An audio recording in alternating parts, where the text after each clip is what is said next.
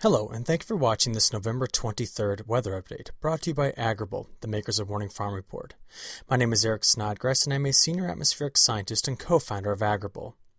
The big highlight of last week's weather was the first significant snowfall of the cold season across the Corn Belt. This image shows the forecast snowfall amount I gave you last week. Notice how our forecast was for a heavy band of snow stretching from Iowa through northern Illinois and southern Wisconsin, as well as parts of Indiana and Michigan. This satellite image shows the extent of the snow cover on Sunday, November 22nd.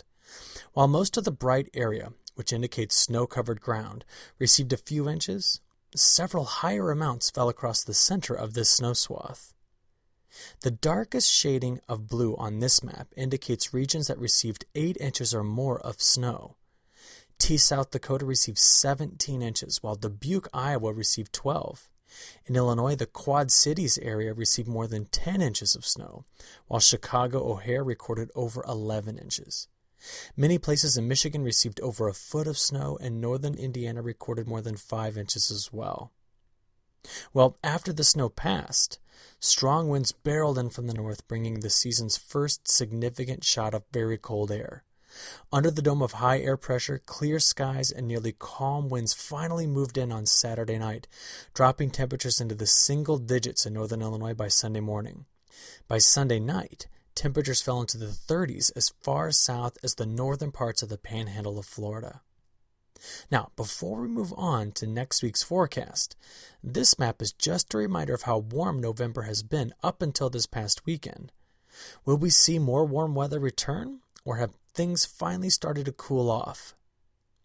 The next 7 days will be a tale of two halves. To start the week, warm air once again returns to the central United States, fed by strong southerly winds. This animation started on Monday morning when cold air seemed to be locked in place across most of the country. But as the week wears on, we can see the very warm air returning to the north ahead of our next significant weather system. The warm air is then shoved back to the south by a powerful cold front that pushes through the heartland on the evening of Black Friday. By next weekend, the only really warm air is in the deep south. Let's focus in on Thanksgiving Day. This map shows temperature anomalies for Thursday evening. Strong southerly winds spread warm air across Texas, Arkansas, Oklahoma, Missouri, Illinois, Indiana, and Michigan. But the sharp divide between this warmth and the colder air that follows marks the position of the next cold front. In late fall, winter, and spring, when plumes of warm air like this move this far to the north, they are almost always accompanied by wet weather. In this animation, we can see how the week starts off dry as high air pressure dominates all but the Pacific Northwest, where mountain snow and valley rain are expected. By Thursday morning, the moist southerly flow meets cooler air from the north, and a band of showers and potentially storms fire up in the central United States. By Thursday night, the rain will stretch across the United States from the southwest to the northeast, and some locations on the backside of the system will be cold enough for snow. Black Friday shoppers from Texas to Michigan will need their umbrellas and will also need to be prepared for very strong winds. The potentially bigger story plays out on Friday night through the weekend, as the remnants of a tropical cyclone in the East Pacific are forecast to traverse Mexico and introduce another round of tropical moisture to the south central United States, especially Texas.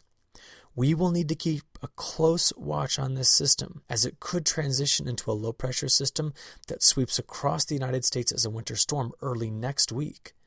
There is a lot of uncertainty in this event, so we need to be watching it closely. If it does form, several inches of snow are possible from northern Texas to Colorado, as is the potential for significant ice accumulation. Again, there's a lot of uncertainty in this part of the forecast, but we will keep you updated. As we always do during this time of year, we need to check in on Brazil. There has been some concern over the rainfall in Mato Grosso over the past couple of weeks. While most of Brazil's growing region have been receiving plenty of rainfall almost daily, Mato Grosso's rainfall has been reported to be a bit sporadic, with some locations receiving far less than others. The map shows the last 30 days of precipitation anomalies. This graph shows that while rain has been falling in the northern growing regions, it has been less than normal. Here, the sandier soils have a much lower holding capacity for water, and this dryness may impact germination in parts of the state. It is something to keep an eye on. However, southern growing regions have had regular rain, as has Paraguay and the Pampas of Argentina. In some locations, the excessive rain has impacted planting, but overall there are no major stories of crop adversity in the southern growing regions. Now, there have been reports of hail damage in Argentina and localized flooding, but this will happen as spring unfolds. This pattern is very common during El Niños, slightly drier than average in the north and wetter than average in the south. Forecasts, however, are for large production from Brazil again this year. Well, as always, we at Agrible will bring you the latest and best weather forecast information through our morning farm report so that you can efficiently plan your operations. We thank you for your attention and hope you look forward to our next weather video update. Thank you.